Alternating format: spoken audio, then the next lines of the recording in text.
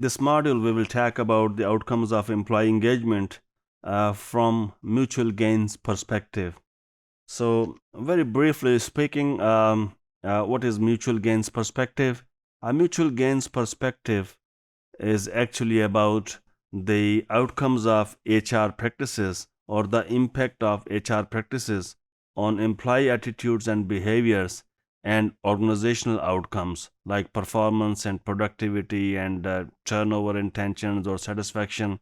So we say that these two outcomes are not mutually exclusive. However, they may result in a conflicting outcomes.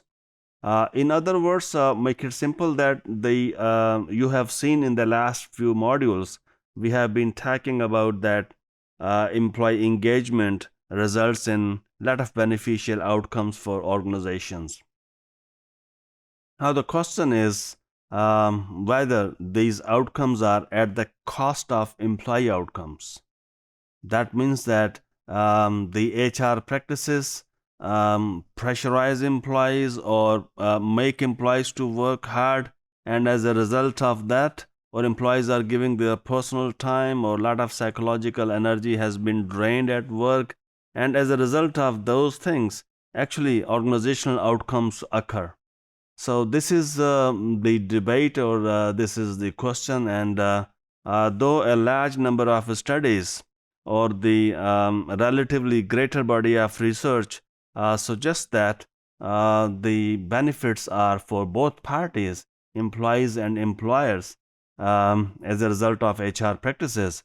However, there are some studies they found that the HR practices or organizational practices may result in something which is not good for the employees but positive or good for the employers, like employer outcomes.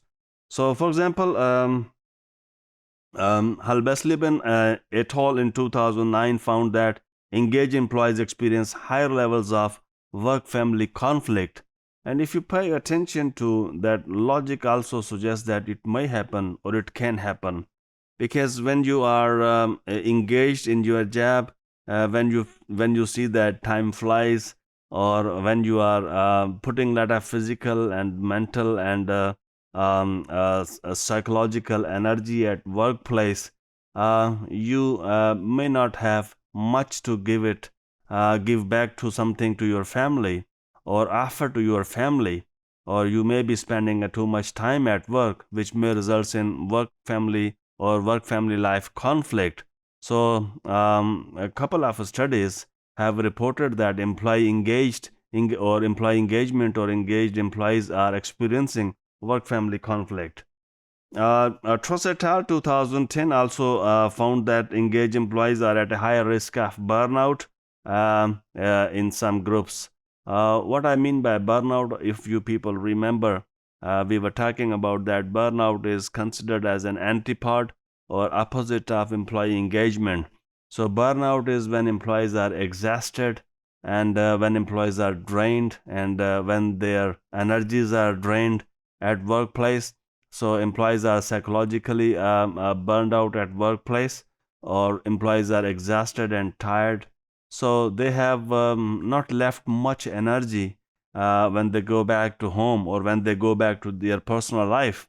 So, Truss et al., this study also reported some negative consequences for employees.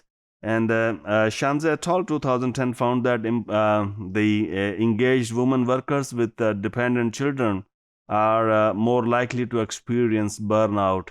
So, whenever we are talking about any theory or any findings, we also have to see, does it make any logic, or does it make sense before we see that this is possible or this is not possible. Even if the empirical evidence suggests something, we have to see that any logic behind it. So you can see that those women who have the dependent children and they're also engaged in their job, might be because of HR practices, or might be because of managerial practices, or might be this is their passion and commitment for their job or their work. So when they are too much engaged in their jobs, As a consequences, it may result in burnout, and particularly when they come back home, they also have to look after the children, and they are working on a two different aspects of their life. So, Reese et al. Have argued that employee engagement could be associated with work intensification. These are the also findings in the research that suggest that work intensification, when you have to do a lot of things at workplace and you don't have time to look after yourself. For example, you go to washrooms and you come back very quickly when there are a lot of things to handle or a lot of things to manage. Similarly, you go to lunch break and you are worried about your timing and you want to come back to as soon as possible to look after or to manage or to perform any task which are pending on the table.